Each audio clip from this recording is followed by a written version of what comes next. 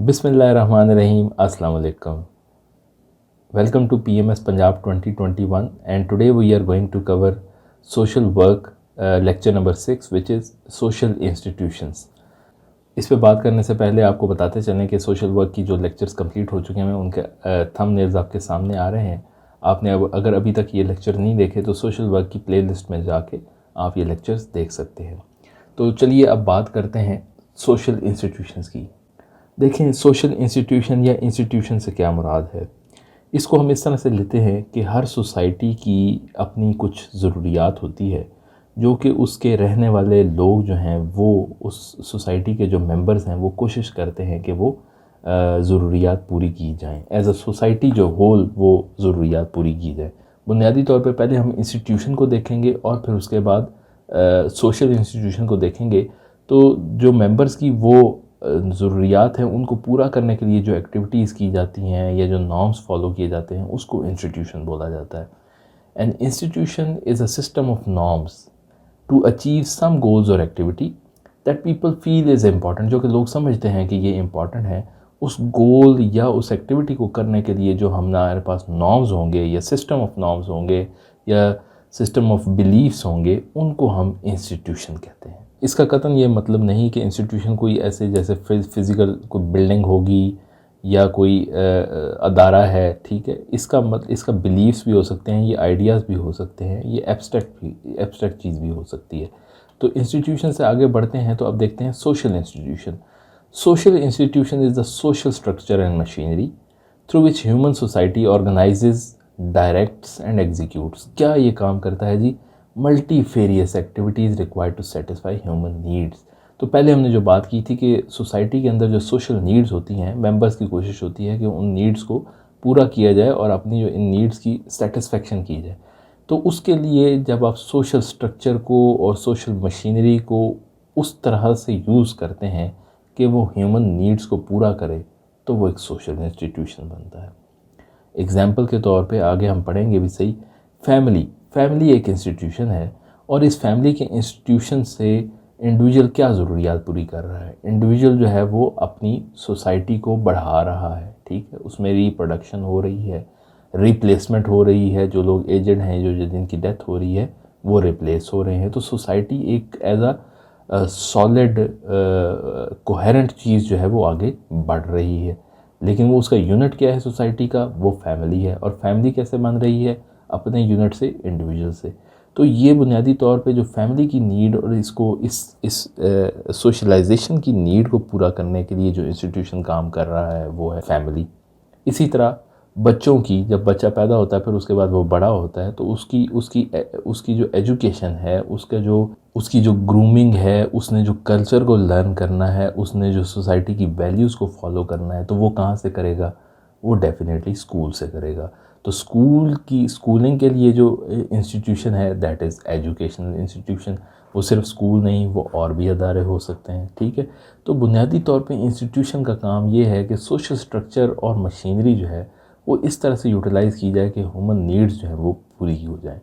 वो जो human needs जिनकी बेस पर सोसाइटी खड़ी है वो पूरी हो जाए। सोशल इंस्टीट्यूशंस की ज़रूरत क्यों पड़ती है? सिग्निफिकेंस देखें। Give order to the life of the individual, यानी कि एक इंसान की ज़िंदगी में एक तरतीब आ जाती है इससे। सेल्फ अप्रेजल, यानी कि फिर इंडिविजुअल ये करता है कि अपनी आइडेंटिटी को दूसरों की आइडेंटिटी के साथ कंपेयर करता है, अपने पास्ट को अपने प्रेजेंट के साथ कंपेयर करता है और इस तरह से वो इम्प्रूवमेंट करता जाता है। सेल्फ अप्रेजल अपने अंदर वो चेंज लेके आता है, ठीक है। एक अच्छी सोसाइटी की निशानदेही यही है कि वो सोसाइटी अपने आप को दिन ब दिन बेहतर करे। उसका हर इंडिविजुअल जो है वो अपने आप को बेहतर करे और ओवरऑल एक अच्छा मुआशरा जो है वो तरतीब पाए। फिर उसके बाद तीसरा इसकी सिग्निफिकेंस क्या है कि develops the dominating interest of the individual, यानी कि क्या चीज़ फिर उसकी ज़िंदगी के में उसके साथ चलेगी। उसकी फैमिली कैसी होगी, उसका प्रोफेशन कैसा होगा, उसके दूसरे इंटरेस्ट क्या होंगे, वो किस तरह से पहचाना जाएगा। वो कोई प्रोफेशन की वजह से पहचाना जाएगा या वो अपने इकोनॉमिक जो स्टेटस है उसकी वजह से पहचाना जाएगा। तो ये चीज़ें जो है ये उसको आइडेंटिटी जो है ये कौन देता है? ये सोशल इंस्टीट्यूशन देते हैं, ठीक है। तो आपने बुनियादी तौर पे पेपर में ये 3 चीज़ें लिख देनी है या इसके अलावा और भी हो सकती हैं। ऑर्डर आता है आपकी लाइफ में, सेल्फ अप्रेजल का मौका मिल जाता है और डोमिनेटिंग इंटरेस्ट का पता चल जाता है। देखें, types of social institutions, primary social institutions और भी हैं, लेकिन चूँकि पीएमएस के सिलेबस के अंदर ये 6 इंस्टीट्यूशन दिए गए हैं तो इसलिए हम इनको कवर करेंगे। इनमें से फैमिली, रिलीजन और पॉलिटिकल डिटेल में होंगे। इकोनॉमिक, एजुकेशन और रिक्रिएशन इतने ज़्यादा इंपॉर्टेंट नहीं है, इसलिए उनकी डिटेल कम होगी। ठीक है, तो ये चीज़ें जो हैं वो हम सोशल इंस्टीट्यूशन अभी देखेंगे। Family institution, family is a social institution that binds people together through, यानी कि लोगों को इकट्ठा करता है फैमिली, किस तरह से? बाय ब्लड, मैरिज, लॉ और अदर सोशल नॉर्म्स। ठीक है, तो फैमिली जो है वो इन चीज़ों से मिलकर बनती है। लेकिन कोई भी ऐसा फार्मूला नहीं है कि आप किसी भी 3-4 लोगों को कहेंगे कि ये फैमिली है। बाय ब्लड, मैरिज, लॉ वगैरह होता है, लेकिन कोई एक कंक्रीट ग्रुप ऐसा नहीं जिसको आप फैमिली पूरी यूनिवर्सली उसको आइडेंटिफाई कर सकें। यानी कि अगर आप कहें कि जी जिस तरह 2+2 दुनिया के किसी कोने में चले जाएं और वो 4 ही होगा, ठीक है, उस तरह आप फैमिली को नहीं डिफ़ाइन कर सकते कि भाई ये 4 चीज़ें होंगी तो फैमिली बनेगी। कहीं पे फैमिली जो है वो बाय ब्लड रिलेशनशिप है, कहीं पे फैमिली जो है वो बाय लॉ रिलेशनशिप है। तो ये फैमिली जो है ये डिफरेंस है इसके अंदर। अब देखिए, फैमिली इंस्टीट्यूशन में के बारे में हॉर्टन एंड हंट जो है वो कहते हैं family is a kinship grouping, यानी कि रिश्तेदारों की ग्रुपिंग है, which provides for the rearing of children, यानी कि बच्चों की अफजाइश और नस्ल जो है उसके लिए प्रोवाइड करती है, and for other certain human need, जो दूसरी इंसानी ज़रूरियात जो है उनको पूरा करती है। तो ये कितना इंपॉर्टेंट सोशल वर्क का और सोसाइटी का इंस्टीट्यूशन है फैमिली इंस्टीट्यूशन, कि ये आपके जो ग्रुपिंग है फैमिली की, रिश्तेदारों की, बाय ब्लड जो रिलेशनशिप है उनका, वो मुहैया करती है। और उसके बाद आपकी अफजाइश नस्ल, आपकी नस्ल को आगे बढ़ाने के लिए सबसे इम्पॉर्टेंट इंस्टीट्यूशन है फैमिली इंस्टीट्यूशन। देखें, असेंशियल्स क्या हैं, यानी कि एक तो चीज़ होगी कि जी यूनिवर्सली आपके पास कोई वो एलिमेंट्स नहीं है कि जी ये होंगे तो, लेकिन कुछ असेंशियल्स हैं कि ये चीज़ें होना ज़रूरी हैं। Sexual relationship between the adults of opposite sexes, यानी कि जब मेल और फीमेल अपने मैरिज के प्रोसेस से गुजरते हैं तो तब जाके एक फैमिली का प्रोसेस स्टार्ट होता है। इट इन्वॉल्व्स देयर को हैबिटेशन और लिविंग टुगेदर, यानी कि इकट्ठे वो रहते हों।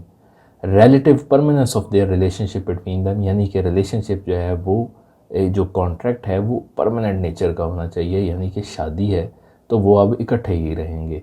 ठीक है, रिलेटिव परमानेंस का यहाँ पे जो है वो आपको जो प्रोविजंस नज़र आती हैं, ये जो आपके माइंड के अंदर क्वेश्चंस आए होंगे कि ये ब्रेक भी तो हो सकता है, तो इसीलिए इसको रिलेटिव परमानेंस कहा गया कि बिल्कुल टेम्परेरी नहीं, उस टेम्परेरी के मुआवजा करते हुए जो है ना थोड़ा बहुत परमानेंट ये एक रिलेशनशिप है।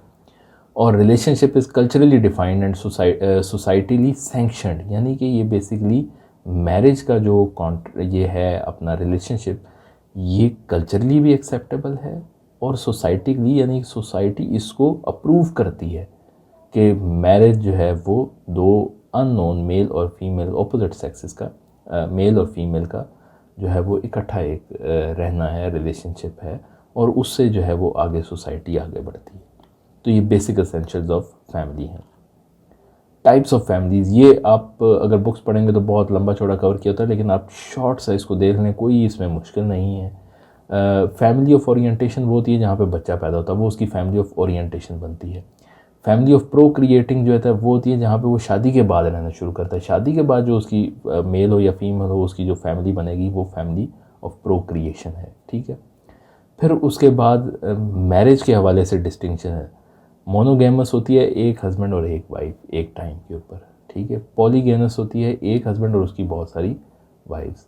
और पॉलीएंड्रस होती है एक खातून और उसके बहुत सारे हस्बैंड। तो डिफरेंट दुनिया की डिफरेंट सोसाइटीज़ के अंदर डिफरेंट किस्म की जो है वो होती हैं।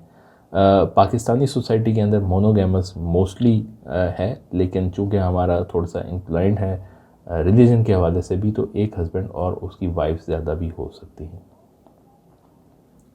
फिर रेजिडेंस के हवाले से भी फैमिली के टाइप्स हैं। मैट्रिलोकल, यानी कि कपल जो है वो शादी के बाद अपनी जो फीमेल है, वाइफ है, उसकी फैमिली के साथ रहें तो मैट्रिलोकल। अगर वो मेल के साथ यानी कि हस्बैंड के फैमिली के साथ रहें तो वो पैट्रिलोकल। और एक तीसरी किस्म है न्यू लोकल, यानी कि वो इन दोनों में से किसी के साथ नहीं रहते, किसी नई जगह पे जाकर रहते हैं, तो वो नियो लोकल बन जाता है। तो आपको देख के अंदाज़ा हो गया होगा कि पाकिस्तान की जो सोसाइटी है वो ज़्यादा पैट्री लोकल है, यानी कि जो मेल है, मेल मेंबर वो अपने पेरेंट्स के साथ अपनी वाइफ को रखता है। बेस्ड ऑन एंसेस्ट्री जो है वो फैमिली बनती है। मैट्रीलिनियल होती है, यानी कि डिसेंट जो है वो आपने जो आपकी फैमिली लाइन आ रही है वो अगर फीमेल से करें ट्रेस तो मैट्रीलिनियल है, और अगर वो फादर से हो तो वो पैट्रीलिनियल है। तो आपको पता होगा कि पाकिस्तान में जो फैमिली लाइन है वो आपके जो डिसेंशन है वो ट्रेस होती है फादर की तरफ से, जो बाप की बाप जिस ख़ानदान से है वो ही आगे चलता है। ब्लड रिलेशन के ऊपर भी हो सकता है।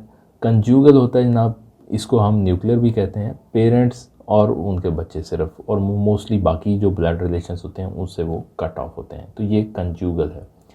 कॉन्सेंग्वाइन होता है, वो ये होता है कि जी आप उस रिलेशनशिप के अंदर अपने बाकी ब्लड रिलेशन यानी कि चाचे ताए मामे सारे उसको मिला के जो फैमिली बनती है वो कॉन्सेंग्वाइन होती है।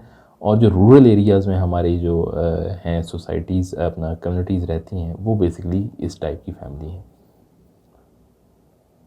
अथॉरिटी के बेस पे भी फैमिली की टाइप बनती है। मैट्रियार्कल जो है वो है बेसिकली फीमेल साइड पे अथॉरिटी, और पैट्रियार्कल जो है वो हेड ऑफ़ द फैमिली जो है वो फादर या फादर की साइड के ऊपर है।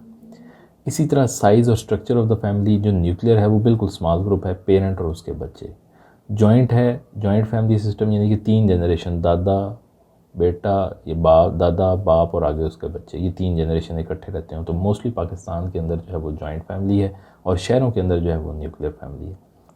नेक्स्ट एक्सटेंडेड जो कि ऑलमोस्ट जो है वो जॉइंट की तरह की है, इसमें हस्बैंड एंड वाइफ और उनका जो बच्चे हैं वो अगर मैरिड भी हैं तो वो इकट्ठे रहते हैं, तो वो एक्सटेंडेड फैमिली बन जाती है। Functions of the family, family के फंक्शंस क्या हैं, क्यों हम इसको जो है वो सोशल वर्क के अंदर पढ़ रहे हैं, एज एन इंस्टीट्यूशन क्यों पढ़ रहे हैं। तो पहला फंक्शन देखें कि जी member replacement and physical maintenance, यानी कि बेसिकली आप के जो सोसाइटी है, अल्लाह ताला ने ज़िंदगी और मौत का एक निज़ाम बनाया है, तो जो जिन लोगों ने मरना है फिर उनकी रिप्लेसमेंट सोसाइटी तो तभी बनती रहेगी और ये स्टैंड करेगी जब नए लोग पैदा होंगे, अफजाइश नस्ल होगी, नस्ल आगे बढ़ेगी। तो एक तो फंक्शन ऑफ द फैमिली ये है कि भाई ये सोसाइटी को कंटिन्यू रखा जाए। सेकंड ये है कि सोशलाइजेशन ऑफ चिल्ड्रन, यानी कि बच्चों की तरबियत की जाए, बच्चों को बताया जाए कि सोसाइटी के अंदर किस तरह से रहना है। नई जो नस्ल आ रही है उसको आप लोगों के अंदर रहना सिखा रहे होते हैं, और वो फिर एक्टिव सोसाइटी मेंबर्स बन रहे होते हैं। तीसरा क्या है, रेगुलेशन ऑफ सेक्शुअल बिहेवियर, यानी कि जो हमारा सेक्शुअल बिहेवियर है मेल और फीमेल का, उसको भी तो रेगुलेट करना है, यानी कि वो अनअटेंडेड नहीं है, वो एक प्रोसेस है मैरिज का और फिर फैमिली बनती है, ये उस प्रोसेस के थ्रू होगा। तो ये आ गया regulation of sexual behaviour. Next है सोशियो इकोनॉमिक स्टेटस ट्रांसमिशन, यानी कि जो आपकी फैमिली का स्टेटस है सोशियो इकोनॉमिक सोसाइटी में, और इकोनॉमिक जो भी फाइनेंशियल स्टेटस है वो आगे पास ऑन होगा आपके बच्चों में। वो बच्चे आगे वही काम कारोबार करेंगे या कोई और काम करेंगे, तो वो एक उनका भी इकोनॉमिक स्टेटस बन जाएगा, लेकिन वो ट्रांसमिशन जो है वो पेरेंट्स से होता हुआ जा रहा होता है। नेक्स्ट है इकोनॉमिक यूनिट, यानी कि बुनियादी तौर पर फैमिली जो है वो प्रोवाइड करती है कि 4-5 लोग जो इकट्ठे रह रहे हैं वो उन्होंने कंजप्शन भी तो करनी है, उन्होंने being an active society member उन्होंने खाना पीना ये सारा कुछ करना है। तो ये फैमिली जो है वो इकोनॉमिक यूनिट बनती है, यानी कि एक समझ दें एक पूरी एक फैक्ट्री है जिसमें कोई बंदा कुछ कर रहा है, कोई बंदा कुछ कर रहा है, कोई बंदा कुछ कर रहा है, कलेक्टिवली एक ही गोल कि ये 4-5 बंदों की वेलफेयर हो जाए, इनका रहना खुराक ये सारी चीज़ें हो जाएं। तो एज एन इकनॉमिक यूनिट ये काम कर रहा होता है। नेक्स्ट है inheritance and right of property, यानी कि इनहेरिटेंस विरासत चलती जाती है। और फिर उसके बाद ये 3 डिफरेंट पॉइंट्स भी हो सकते हैं, इकट्ठा भी हो सकता है कि आप रिलीजन जो है वो उसका फंक्शन है फैमिली का, कि क्या आपकी फैमिली का आपके पेरेंट्स का क्या रिलीजन है वो आगे पास ऑन होता है। एजुकेशन जो है वो आपने कैसी अचीव करनी है, लेनी है। उसके बाद है हेल्थ, यानी कि आपका जो हेल्थ के मामलात हैं वो सारे किस तरह से पास ऑन होकर आगे एज अ फैमिली जो है वो आगे चलें। सेकंड देखते हैं जी, सेकंड है रिलीजियस इंस्टीट्यूशंस। रिलीजियस इंस्टीट्यूशंस की डेफिनेशन है the unified system of beliefs and practices related to sacred things. ठीक है, एक बड़ी जेनेरिक डेफिनेशन है, आगे हम इसको देखेंगे कि ये फर्दर जो है वो किस तरह से रिफाइन होती है। तो अभी आप ये देखें कि यूनिफाइड सिस्टम है, ठीक है, of beliefs and practices related to sacred things. ठीक है, सेक्रेड कहते हैं जनाब जो बहुत ही ख़ास रूहानी जो चीज़ें हैं उनको सेक्रेड थिंग्स कहा जाता है। रिलीजियस इंस्टीट्यूशंस को फर्दर देखते हैं तो ये हम देखते हैं कि religion is human response to those elements in life which are beyond ordinary comprehension, जिनकी आम इंसान को समझ नहीं आती। ये वो एहसासात हैं या ये वो कॉन्सेप्ट हैं, यानी कि जैसा कि इंसान का इस यूनिवर्स के साथ क्या रिलेशन है, इंसान का अपने खालिक के साथ क्या रिलेशनशिप है। तो ये ऐसी चीज़ें हैं जो समझने पे इनके ऊपर गौर व फिक्र करना पड़ता है, तब जाके ये चीज़ें समझ आती हैं। या फिर इंसान जो है वो हेल्प लेता है, जो अल्लाह ताला की तरफ से गाइडेंस प्रोवाइड की गई है जिस जिस फॉर्म में, उससे वो हेल्प आउट लेता है और उससे वो पता लगाता है कि ये क्या कुदरत का राज क्या है, क्यों इंसान को पैदा किया गया, इसका मकसद क्या है। Second, it is a source of public order in society and provides the source of inner peace, यानी कि सोसाइटी एक्सटर्नली भी ये एक बड़ा ऑर्डर लेके आती है, ठीक है, और इनर पीस भी इंसान को जो है, इंसान चूँकि परेशान रहता है हर टाइम और डरता है और खौफ खाता है, लेकिन इसके इनर पीस का एक ही ज़रिया और वो है इसका रिलीजन, जो इसका कनेक्शन है। कार्ल मार्क्स ने कहा कि religion is the sigh of the oppressed creature, यानी कि ओप्रेस्ड क्रिएचर जो मज़लूम है उसकी एक आह है। The sentiment of heartless world, ठीक है, and the soul of soulless conditions, यानी कि जो मज़लूम है उसकी एक आह है, या जो बेरहम दुनिया है उसके हवाले से इंसान को एक सुकून देने वाली चीज़ है, ठीक है। तो ये बेसिकली रिलीजियस इंस्टीट्यूशन का एक फर्दर एलेबरेशन थी कॉन्सेप्ट की। अब हम देखते हैं elements of religion. Elements of religion को देखना इसलिए ज़रूरी है क्योंकि रिलीजन का कॉन्सेप्ट जो है वो हम डेफिनेशन तो हम पढ़ चुके हैं, लेकिन हम इसके एलिमेंट्स देखेंगे तो हमें फ़र्दर समझ आएगी कि हम रिलीजन में किस चीज़ की बात कर रहे हैं। सबसे पहले तो है बिलीव्स आपका यकीन होता है, आपका ईमान होता है। ये रीज़न के साथ नहीं इसको मैच किया जा सकता। ये आपने जो आपको सिखाया गया, जो आपकी फैमिली की तरफ से या आपको जो रिलीजियस इंस्टीट्यूट्स की तरफ से सिखाया गया, ये वो चीज़ें हैं जो, यानी कि जिसके ऊपर आपका ईमान है। रिचुअल सरमनीज़, यानी कि ये भी एक्सेप्टेड वैल्यूज़ हैं। रिचुअल्स यानी कि हर मज़हब के अंदर एक अपना तरीक़ाकार है इबादत का, ठीक है, तो उसको रिचुअल्स कहते हैं। इमोशंस, यानी कि जब आप रिचुअल्स परफॉर्म करते हैं तो वो आपके अंदर एक डिफरेंट इमोशन लेके आते हैं, लाइक होप का, आपको ह्यूमिलिटी का, यानी कि आपको एहसास नदामत होता है, खौफ आता है, या आपकी अंदर उम्मीद जागती है, आप पॉजिटिव होते हैं, ठीक है। और रिलीजियस ऑर्गेनाइजेशंस एक पार्ट है, एलिमेंट है इसका, जिससे मुराद ये है कि जो पैगंबर आए जिन्होंने हिदायत का रास्ता दिखाया, फिर उनके फॉलोअर्स आए, फिर आगे फॉलोअर्स आए, और इस तरह से वो लोग जिन्होंने अपने आप को दीन की राह में लगाया। सेक्रेड ऑब्जेक्ट्स, फिर ये है कि रिलीजन जो है वो एसोसिएट हो जाता है कुछ सेक्रेड ऑब्जेक्ट से, ठीक है, जैसा कि मॉस्क हो गई, या क्रिश्चियन के लिए क्रॉस का निशान हो गया, चर्च हो गया, बाइबल हो गया। फिर सिंबॉलिज़म भी उसी से मिलती जुलती है, यानी कि उस रिलीजन की कुछ ख़ास सिंबल्स बन जाते हैं। फ्लैग हो गया, कोई निशान हो गया, मुसलमानों के लिए अज़ान हो गई, तो ये सिंबलिज़म यानी कि उसको डिफ्रेंशिएट करते हैं बाकी से। फिर रिलीजन के अंदर कुछ और तबक़ात बन जाते हैं जो कि मेन जो रिलीजन होता है उसके आइडियाज़ से थोड़ा बहुत डिफ़र कर जाते हैं, और उसकी बड़ी वजूहात हो सकती हैं, तो उसको जो है वो सेक्ट कहते हैं। तो बुनियादी तौर पे ये beliefs, rituals, emotions, religious organisation, sacred object, symbolism और सेक्ट, ये सारे एलिमेंट्स ऑफ द रिलीजन हैं। अब हम देखते हैं कि रिलीजन का फंक्शन क्या है। हमने फैमिली का फंक्शन तो देखा, अब रिलीजन का फंक्शन देखते हैं। देखें, रिमूव्स फियर्स एंड एंग्जाइटी। कुरान पाक में अल्लाह ताला फरमाते हैं, don't lose hope from mercy of God. अल्लाह ताला के जो रहम है उससे आप ना उम्मीद बिल्कुल ना हो। तो ये आपका एंग्ज़ाइटी और फिर जो है वो रिलीजन दूर करता है। फिर इंसान का अपनी यूनिवर्स के साथ जो रिलेशनशिप है उसको एलेबरेट करता है, उसको एक्सप्लेन करता है। इंसान का अपने खुदा के साथ जो है वो रिलेशनशिप, उसको एलेबरेट करता है। फिर इंसान को बताता है judgement of right and wrong, कि सही क्या है, गलत क्या है, ठीक है। फिर उसके बाद जो वैल्यूज़ हैं प्रिजर्व करते हैं, यानी कि वैल्यूज़, वो रिलीजन की जो वैल्यूज़ एसोसिएट हो जाती हैं, जो प्रैक्टिस बन जाती हैं, यानी कि क्रिश्चियन जो है वो एक स्पेसिफिक वे में जाके वहाँ चर्च के अंदर बैठेंगे, या मुसलमान जो हैं वो नमाज़ पढ़ेंगे, इस तरीके से नमाज़ पढ़ेंगे। तो ये वैल्यूज़ हैं, और ये वैल्यूज़ जो हैं वो प्रिजर्व हो जाती हैं, ये चेंज नहीं होती। फिर एक सोशलाइजिंग इंस्टीट्यूशन बन जाता है, यानी कि लोग इकट्ठे होकर इबादत करते हैं, ठीक है, और फिर एक दूसरे से मिलते जुलते हैं, तो वो सोशलाइजेशन का भी एक प्रोसेस बन जाता है। नेक्स्ट है सोशल सॉलिडारिटी, जो है वो बेसिकली क्रिएट होती है इससे, यानी कि मुसलमान सारे मुसलमान जब चूँकि एक ही चीज़ एक ही रिलीजन को फॉलो करते हैं तो उनके आपस में जो है वो एक बाहमी रब्त पैदा हो जाता है, म्यूचुअल कोऑपरेशन का एलिमेंट जो है वो सामने आ जाता है। थर्ड है हमारा जी the political institution. Basically political institution का मतलब जो है वो ये है कि आप किसी भी ऐसी ऑर्गेनाइजेशन या सेट ऑफ रूल्स के अंडर आते हैं जिससे वो पूरी सोसाइटी गवर्न होती है। तो state is the agency which performs the political functions in society, यानी कि जो स्टेट है एक एब्स्ट्रैक्ट कॉन्सेप्ट है, वो आपका जो है वो आपको गवर्न करेगी और आपके लिए रूल्स एंड लॉज बनाएगी ताकि सब लोग एक ही डायरेक्शन में चलें या सब लोग किसी एक चीज़ से बाउंड हों। वरना इंसान तो आज़ाद है, वो कुछ भी कर सकता है, तो उसको कर्टेल करने के लिए पॉलिटिकल इंस्टीट्यूशन जो है वो अपना रोल प्ले करता है।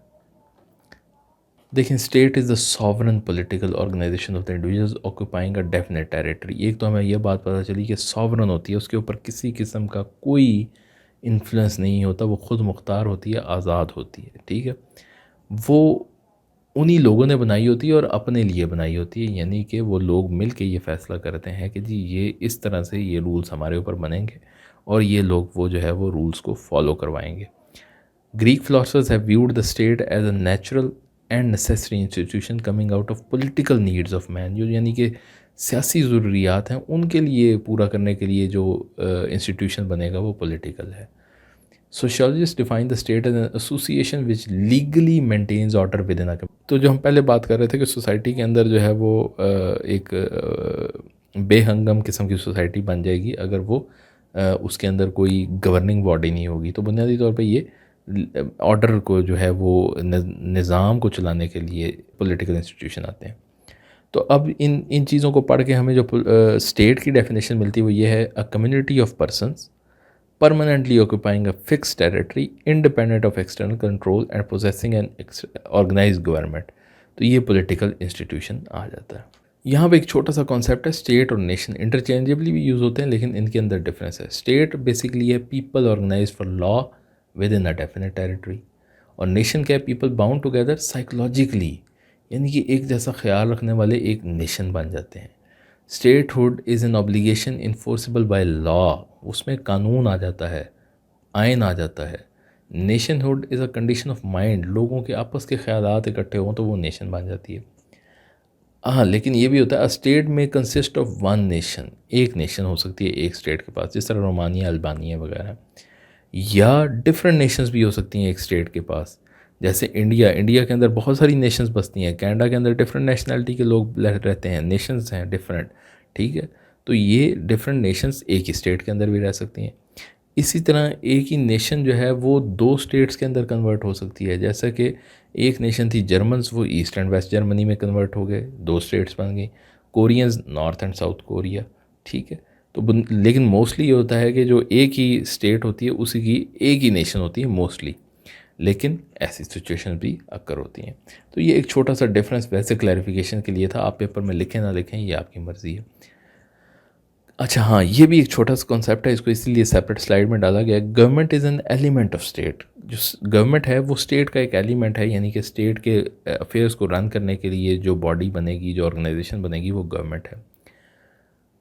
गवर्नमेंट जो है वो विदाउट अ स्टेट तो एग्जिस्ट कर सकती है, ठीक है, लेकिन एक स्टेट जो है विदाउट गवर्नमेंट नहीं एग्जिस्ट कर सकती। अब सबसे इम्पॉर्टेंट चीज़ आ गई जी, जिस तरह हमने फैमिली के जो है वो फंक्शंस पढ़े, फिर उसके बाद रिलीजन इंस्टीट्यूशंस के फंक्शंस पढ़े, अब हम पॉलिटिकल इंस्टीट्यूशंस के फंक्शंस पढ़ते हैं। तो पहला फंक्शन यह है कि जी सोशल कंट्रोल, और ताकि सोसाइटी के अंदर जो है वो सॉलिडेरिटी हो, यूनिटी हो, ये इसका काम है। फिर उसके बाद इंटरनली क्या देखना है, लॉ एंड ऑर्डर इंटरनली, यानी कि सोसाइटी के मेंबर्स आपस में एक दूसरे को खून खराबा ना करें, हंगामे ना करें, सोसाइटी ऑर्गेनाइज्ड वे में रहे। एक्सटर्नली क्या है कि बाहर कोई आउटसाइडर जो है वो अटैक ना करे, प्रोटेक्ट करना है उनको। अब normal situation such as war, calamities आती हैं तो उसके अंदर प्रोटेक्ट करना है अपनी सोसाइटी को, तो ये इसके फंक्शन हैं। फिर उसके बाद पॉलिटिकल फंक्शन इंस्टीट्यूशन के एक और बड़ा इंपॉर्टेंट फंक्शन हो गया, यानी कि अब हेल्थ केयर, एजुकेशन, जो जुडिशल मामलात हैं, communication, trade, business, family laws, ये सारा पॉलिटिकल इंस्टीट्यूशंस के अंडर आ रहा है, जो कि हमारी इस सोसाइटी को मेंटेन किए हुए हैं। अगर ये इंस्टीट्यूशंस यहाँ से ख़त्म हो जाएं तो सोसाइटी नहीं रहेगी। सोसाइटी के अंदर जो है वो एक कैओस आ जाएगा। रिक्रिएशन वैसे भी एक सेपरेट जो है वो इंस्टीट्यूशन है, जिस तरह हमने पढ़ा छठा, लेकिन अब गवर्नमेंट का भी एक फंक्शन, पॉलिटिकल इंस्टीट्यूशंस का भी फंक्शन बन गया है कि वो रिक्रिएशन की अपॉर्चुनिटीज़ प्रोवाइड करें। नेक्स्ट है रेवेन्यू कलेक्ट करना, टैक्सेशन, ताकि अपनी जो है वो अफेयर्स को रन कर सके। उसके बाद नेक्स्ट है इकोनॉमिक एक्टिविटीज़ लोगों की मैनेज करना, लोगों को फंडामेंटल राइट्स जो है वो प्रोवाइड करना। तो ये पॉलिटिकल इंस्टीट्यूशंस के फंक्शंस हैं। ओके जी, नेक्स्ट हम चौथा देखते हैं, इकोनॉमिक इंस्टीट्यूशंस। प्रोफेसर पेज कहते हैं जी, an economic institution is a social and cultural system of society directly concern with the production, distribution and consumption of goods and services. यानी कि जो पूरे सोसाइटी के अंदर, मुल्क के अंदर गुड्स और सर्विसेज हैं वो किस तरह से प्रोड्यूस होंगी, किस तरह से डिस्ट्रीब्यूट होंगी और किस तरह से वो कंज्यूम होंगी, इस सारे के मामला जो देखेगा वो इकोनॉमिक इंस्टीट्यूशन देखेगा। और ऐसी ही बात है कि अगर रिसोर्स के ऊपर कोई गवर्नेंस ना हो तो आपको पता है कि रिसोर्स के लिए कितने फड्डे लड़ाइयाँ वो हों। ठीक है, तो वो गवर्नेंस एक कंट्रोल है, एक चेक है कि भाई हम आपको बताएंगे कि किस तरह से मार्केट के अंदर प्रोडक्शन होगी, किस तरह से ये डिस्ट्रीब्यूशन होगी और कंजम्पशन किस तरह से होगी, किन किन चीज़ों की कंजम्पशन होगी। तो इस सारे का चेक एंड बैलेंस रखने के लिए इकोनॉमिक इंस्टीट्यूशंस आते हैं। Every society needs to make effective use of the scarce resource. क्योंकि रिसोर्स बड़े कम हैं, स्कार्स का मतलब कि वो लिमिटेड हैं, तो हमें वो इफ़ेक्टिव वे के अंदर ताकि सबको मिल जाए, या फिर एटलीस्ट ये है कि जो उसके लिए कम्पीट कर रहा है उसको मिल जाए। Economic institutions are responsible for organising the production, exchange, distribution and consumption of goods and services. यानी कि उसकी प्रोडक्शन के लिए, एक्सचेंज, डिस्ट्रीब्यूशन, गुड्स और सर्विसेज की ये सारी चीज़ें करने के लिए इकोनॉमिक इंस्टीट्यूशन जो है वो कायम किए जाते हैं। आप ये आपने अक्सर देखी होगी फेसबुक के ऊपर ये पोस्ट जो है वो लगी होती है, कम्युनिज़म जो है, सोशलिज़म है, फासिज़म है या कैपिटलिज़म है, ये एक्सप्लेन किया हुआ है कि आप किस तरह से जो है वो इकोनॉमिक रिसोर्स जो हैं आपके, गुड्स हैं या सर्विसेज हैं, वो आप किस तरह से डिस्ट्रीब्यूट करते हैं सोसाइटी के अंदर। तो वो डिफरेंट जो स्कूल ऑफ थाट्स हैं इसके लिए, वो आपको ये एक्सप्लेन किए हुए हैं। अगर आपको इनके ऊपर फर्दर एलेब्रेशन चाहिए तो आप कमेंट्स में लिखिएगा, इंशाल्लाह सेपरेट वीडियो इसके ऊपर बन जाएगी। एलिमेंट्स ऑफ इकोनॉमिक इंस्टीट्यूशन, जिस तरह हमने elements of the family, elements of the religion institution देखे, क्योंकि हमने इकोनॉमिक इंस्टीट्यूशन को फर्दर समझना है तो समझने के लिए हमने इसके एलिमेंट्स को देखना है। इकोनॉमिक सिस्टम क्या होता है जी? सबसे पहला है कि आप की सोसाइटी जो है वो किस इकोनॉमिक सिस्टम के ऊपर काम करेगी, कैपिटलिस्ट होगी, सोशलिस्ट होगी या कम्युनिस्ट होगी। तो ये बेसिकली इकोनॉमिक सिस्टम होता है। यानी कि टोटली इंडिविजुअल के हैंड के अंदर आपने सारी चीज़ें, रिसोर्सेज देना है, या टोटली गवर्नमेंट के अंदर देना है, गवर्नमेंट के पास ये सारी चीज़ें हो, या इन बिटवीन कहीं पे हो। तो ये सारा इकोनॉमिक सिस्टम के अंदर डिफ़ाइन होता है। नेक्स्ट, डिवीजन ऑफ लेबर, यानी कि right person for the right job हो, हर बंदे की स्पेशलाइजेशन हो, वो एक पर्टिकुलर स्पेशलाइजेशन का हामिल हो और वो उसका अपना जो है वो इस सारे प्रोसेस के अंदर, प्रोडक्शन डिस्ट्रीब्यूशन के अंदर वो एक अपना रोल प्ले करे। मोड्स ऑफ प्रोडक्शन क्या होंगे जी? प्रोडक्शन के मोड्स का मतलब ये है कि आपका इकोनॉमिक्स में आपने पढ़ा होगा कि परफेक्ट कंपटीशन क्या है, कि जहाँ पे मार्केट जो है वो सप्लाई एंड डिमांड वो डिटरमाइन करती है कि चीज़ों की गुड्स एंड जो है सर्विसेज, वो उनकी कॉस्ट क्या होगी और उनके ऊपर उनकी सेल्स किस तरह से होंगी। या फिर ये है कि जिस तरह मोनोपोली है, एक ही प्रोड्यूसर है, वो अपनी मर्ज़ी से प्राइसेस सेट कर लेता है, ठीक है, या इम्परफेक्ट कंपटीशन होगा। तो ये मोड्स ऑफ प्रोडक्शन क्या होंगे?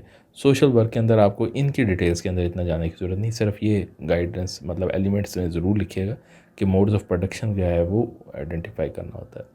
फिर मैस प्रोडक्शन, यानी कि चूँकि सोसाइटी बड़ी होती जा रही है, जिस हिसाब से सोसाइटी का साइज़ बड़ा हो रहा है, उसी हिसाब से जो है वो उसकी जो गुड्स एंड सर्विसेज हैं वो मैस प्रोडक्शन की तरफ चली जाएंगी। फिर उसके बाद कौन सी ऑर्गेनाइजेशन जो है वो इकोनॉमिक प्रोडक्शन के अंदर इन्वॉल्व होंगी? इंडिविजुअल्स होंगे या पार्टनरशिप्स होंगी या ट्रस्ट होंगे या मल्टीनेशनल होंगी, जिस तरह से वो प्रोडक्शन के अंदर। फिर आगे जो आपने इसका एलिमेंट देखना है कि वो टेक्नोलॉजी का क्या रोल है। चूँकि हम 21st सेंचुरी के अंदर हैं तो इकोनॉमिक टेक्नोलॉजी जो है वो एक बड़ा क्रूशियल रोल प्ले कर रही है हर चीज़ के अंदर, पर्टिकुलरली इकोनॉमिक प्रोडक्शन के अंदर। इसी तरह गवर्नमेंट का रोल, चेक एंड बैलेंस, वो चीज़ें क्या होंगी, मार्केट्स के अंदर चेक एंड बैलेंस किस तरह से होंगे, तो ये इकनॉमिक इंस्टीट्यूशंस हैं। लेकिन इसके फंक्शंस क्या हैं, क्यों हम इकनॉमिक इंस्टीट्यूशंस बनाएं? उसकी वजह ये है कि सबसे पहले तो ये है कि ये आपकी जो गुड्स और सर्विसेज हैं, मुल्क के अंदर जो रिसोर्सेज हैं उनको कंट्रोल करे और रेगुलेट करे, ताकि कोई क्यास ना हो, कोई लड़ाई फसाद ना हो जाए, जो कि पहले चलता आ रहा था कि जब प्रॉपर गवर्नेंस नहीं थी तो रिसोर्सेज के लिए जो ताकतवर होता था वो कमज़ोर से छीन लेता था। तो पॉलिटिकल इंस्टीट्यूशंस का मकसद ये है कि उन उन डिस्ट्रीब्यूशन के ऊपर एक ऐसा चेक एंड बैलेंस रखा जाए कि जो है वो किसी के साथ ज़्यादती ना हो। सेकंड क्या है, power and authority. Economic resources provide power and authority, यानी कि अगर कंट्रीज़ में देख लिया जाए तो जिसके पास ज़्यादा होंगे उसकी पावर और अथॉरिटी ज़्यादा होगी। तो एक किस्म का ये अपनी पावर एंड अथॉरिटी शो करने के लिए भी ये एक मैकेनिज़्म जो है वो काम करता है। सोशलाइजेशन, यानी कि जब लोग आपस में मिलते हैं इकोनॉमिक एक्टिविटीज़ में, प्रोडक्शन के अंदर हिस्सा लेते हैं, तो सोशलाइजेशन का अमल भी शुरू हो जाता है, जो कि सोसाइटी का एक मेन एलिमेंट है, करेक्टरिस्टिक है। नीड सेटिस्फेक्शन, फिर इस तो बुनियादी तौर पे नीड सेटिस्फेक्शन हो रही है, यानी कि इकोनॉमिक जो पॉलिटिकल इंस्टीट्यूशंस हैं वो आपके लिए वो चीज़ें, रिसोर्सेज जो आपकी बेसिक नीड्स हैं, फिजियोलॉजिकल नीड्स हैं, वो सारी आपको प्रोवाइड कर रहे हैं। सोशल स्ट्रेटिफिकेशन, फिर उसके बाद ये है कि जो आपकी लोगों की इकोनॉमिक स्टैंडिंग है, उनके पास रिसोर्सेज हैं, उसके हिसाब से उनकी एक ग्रुपिंग हो जाती है। कोई एलीट आ जाता है, कोई एलीट क्लास में चला जाता है, कोई मिडिल क्लास में चला जाता है, कोई लोअर इनकम ग्रुप में चला जाता है। तो इस तरह से ये चीज़ें डिवाइड होती हैं। फिर it's a source of employment, लोगों को रोज़गार मिलता है। फिर उसके बाद ये है कि ग्लोबलाइजेशन और टेक्नोलॉजी, यानी कि चूँकि जिस तरह टेक्नोलॉजी एडवांस होती जा रही है, तो अब वो एक सोसाइटी, एक छोटी अपनी सोसाइटी की हद तक नहीं है, उसने एक्सटर्नली डिफरेंट और सोसाइटीज़ के साथ भी इंटरेक्ट करना है। पांचवा आ जाता है जी educational institutions. Education refers to systematic instructions for the development of character and mental powers, यानी कि एक सिस्टमैटिक इंस्ट्रक्शन है। इंस्ट्रक्शन का मतलब होता है जिससे एक ऐसा प्रोसेस जिससे नॉलेज दिया जाता है। तो एक सिस्टमैटिक इंट्रैक्शन है किस लिए, development of character and mental powers. तो आगे हम देखते हैं कि इस बेसिकली जो एजुकेशन है वो टू वेज़ में होती है। एक तो फॉर्मल होती है जो आपकी स्कूल्स, कॉलेजेस, यूनिवर्सिटीज़, मॉस्क या और भी, फैमिली भी एक एजुकेशनल इंस्टीट्यूशन है, लेकिन वो इनफॉर्मल में आ जाता है, यानी कि आप जो indirectly advertisements, media, TV, mobile, इन चीज़ों से सीख रहे होते हैं, वो चीज़ें इनफॉर्मल एजुकेशन में आ जाती हैं। फंक्शंस ऑफ एजुकेशनल इंस्टीट्यूशन देखते हैं। एक तो ये है कि कल्चरल ट्रांसमिशन, जो आपकी सोसाइटी का कल्चर है वो आपके टीचर्स आपके बच्चों को सिखाते हैं कि आप इस सोसाइटी में, इस सोसाइटी की ये नॉर्म्स हैं। सोशल इंटीग्रेशन, इसी तरह इस सोसाइटीज़ आपस में एक दूसरे को जानना, लोग एक दूसरे को जानना, बच्चे जो है वो डेवलप करते हैं एक दूसरे को किस तरह पहचाने, जाने, उठना बैठना, लोगों के साथ एक सोसाइटी जो है वो इंटीग्रेट होती जाती है। लर्निंग स्किल, चूँकि आपने एडवांस करना है ज़िंदगी के अंदर, दुनिया के अंदर, आपने एज अ सोसाइटी आपने इमर्ज होना है, तो आपने नए स्किल जो है वो अंडरस्टैंड करने हैं, लर्न करने हैं। रैशनल थिंकिंग की पावर देता है। पर्सनल एडजस्टमेंट और फैमिली लैंग्वेज, फैमिली के अंदर किस तरह से रहना है आपने, ये सारी चीज़ें आपको एजुकेशनल इंस्टीट्यूशन सिखाता है। पैट्रियोटिज़म, अपने अपने कंट्री के साथ, अपनी नेशन के साथ, अपनी स्टेट के साथ किस हद तक लॉयल होना है, ये आपको एजुकेशनल इंस्टीट्यूशन सिखा रहा होता है। और लास्ट कैरेक्टर बिल्डिंग जो है वो ये कर रहा होता है। उसके बाद हम देखते हैं जी recreational institutions. Expenditure of time in a manner design for therapeutic refreshment of one's body and mind. एक प्रोडक्टिव सिटीज़न तभी होगा जब वो माइंड और उसकी बॉडी हेल्दी होगी, वो उसका माइंड फ्रेश होगा। तो उसके लिए जो इंस्टीट्यूशन काम करेगा, that will be called recreational institution. Recreational institution can be defined as an organized system of social relationships for satisfying human desire of entertainment, amusement and play, etc. Functions क्या हैं जिसके, फिजिकल हेल्थ आपकी सही होती है, mental health के ऊपर काम होता है, डेवलपमेंट ऑफ चिल्ड्रन के लिए ये रिक्रिएशनल एक्टिविटी सबसे इंपॉर्टेंट है। क्वालिटी लाइफ आपकी इम्प्रूव होती है, वर्क लाइफ बैलेंस आता है। फिर वही जो एक प्राइमरी फंक्शन है सोशलाइजेशन का, वो आ जाता है। नेशनहुड में हारमोनी आती है, इकट्ठे आप गेम्स करते हैं, खेलते हैं, टीम्स बनती हैं, तो ये सारी चीज़ें उसमें हेल्प आउट करता है। और नेक्स्ट है करेक्टर बिल्डिंग, यानी कि जो चीज़ आपको एजुकेशन में मिल रही थी वो यहाँ पे भी करेक्टर बिल्डिंग भी आपकी हो रही होती है। तो ये आपके 6 इंस्टीट्यूशंस हैं। और क्वेश्चन नॉर्मली आता है कि वो सारे इंस्टीट्यूशंस के बारे में पूछता है, तो उसमें आप ये है, या किसी सारे इंस्टीट्यूशंस के नाम पूछ के किसी एक को डिटेल में कहता है कि उसके फंक्शंस हमें बता दें, तो उस हिसाब ने आपने इसको लेंथी करना है, ये शॉर्ट करना है। सारे इंस्टीट्यूशंस पूछे तो आप उसकी डेफिनेशन दें, 1 या 2 डेफिनेशन, और उसके 4-5 मेन फंक्शंस बता दें, दैट्स इट। कोई उसको फर्दर एलेबरेट करने की ज़रूरत नहीं, वरना वो आपका टाइम खा जाएगा। आपको लगेगा कि यार ये क्वेश्चन तो आपको आता है, लेकिन आप इस एक क्वेश्चन के ऊपर ही इतना ज़्यादा टाइम लगा देंगे। और इसके साथ अब आपको एंड पे एक टिप बताते हैं, वो ये है कि आप जब आपने ये 6 नाम याद रख लिए, अब आपने इनके फंक्शंस रखने हैं, तो ये जो रेगुलेशन ऑफ सोसाइटी है या सोशलाइजेशन है, ये आपने देखा होगा कि ये तकरीबन सबके फंक्शन है, तमाम के तमाम इंस्टीट्यूशंस के ये फंक्शन ज़रूर हैं। तो आप इनको एज जो है की पॉइंट जो याद रखिए कि ये इंस्टीट्यूशंस जो हैं वो आपने ज़रूर लिखने हैं, ये फंक्शंस उनके ज़रूर लिखने हैं अगर आपको वो नहीं आते। तो इसके साथ ही हमारा ये लेक्चर जो है वो ख़त्म होता है। इंशाल्लाह जल्द ही अगला लेक्चर भी अपलोड कर दिया जाएगा। अगर आपने पिछले लेक्चर्स नहीं देखे तो ये सोशल वर्क के लेक्चर्स आपके सामने स्क्रीन पे अपीयर हो गए हैं। आप किसी भी थंबनेल के ऊपर क्लिक करके इसको देख सकते हैं, या फिर आप वीडियो को ओपन करके सेव फॉर लेटर या अपनी एक प्लेलिस्ट क्रिएट कर लें, ताकि जब आप सोशल वर्क की प्रिपरेशन स्टार्ट करें तो तब आप देख सकें। इसके साथ ही हमें इजाज़त दीजिए। बहुत शुक्रिया। अल्लाह हाफ़िज़।